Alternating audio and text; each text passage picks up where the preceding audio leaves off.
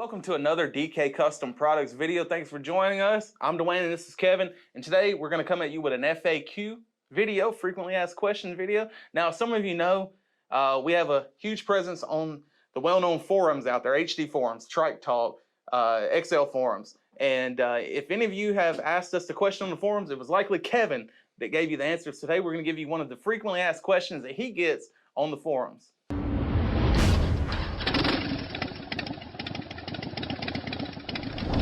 All right, Kevin, so what is the question you always get?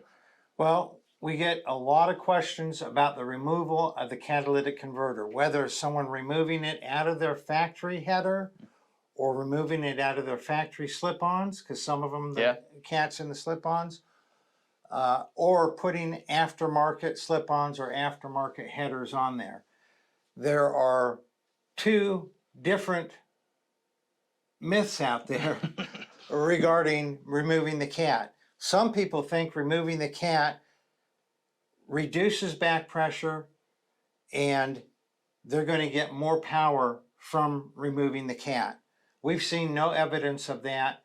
Here's a picture of how dense the cat is, and it's easy to think, oh yeah, if I remove all this honeycomb stuff in here, there's going to be less back pressure. Amazingly, there is no measurable difference in performance of a bike with the cat removed. That's because that air is flowing through that honeycomb so well that it's not producing enough back pressure that when you remove it, you get an increase in power. Right. And it's usually, and the cats are usually midways in the exhaust system. So all the detriment to exhaust flow velocity usually happens towards the end in the mufflers or at the tip. Yeah.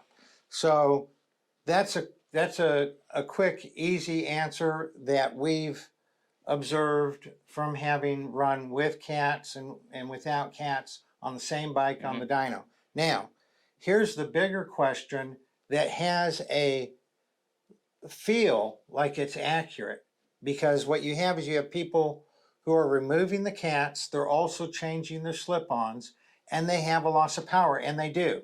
They do get a loss of power. And so they think that removing the cat is what produced the loss of power. It's certainly not the $500 slip-ons I just installed, right? Yeah. But what it is the slip-ons that they replaced or they modified the stock ones no longer have anything to stop reversion. So the cat does not increase the power when you remove it. The cat does not decrease the power when you take it out.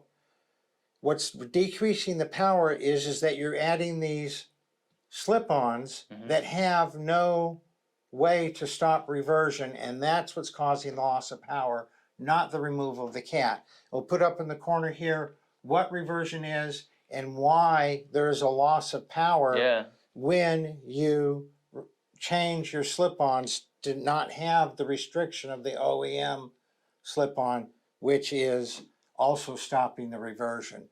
So it does not increase power when you remove the cat.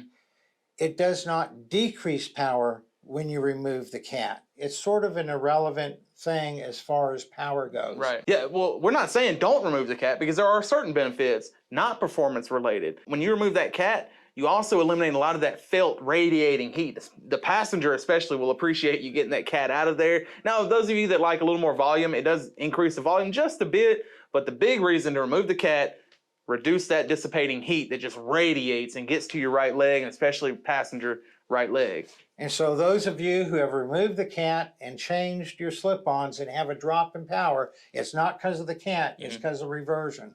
So check out the Thunder Torque inserts that are in the description below. Also the video that we put up in the corner about how Thunder Torque inserts can increase your power to more than you had when you removed your cat and changed your slip-ons. If you guys have any questions at all about anything you've seen in this video, leave us a comment or shoot me an email to support@dkcustomproducts.com. Y'all ride safe out there.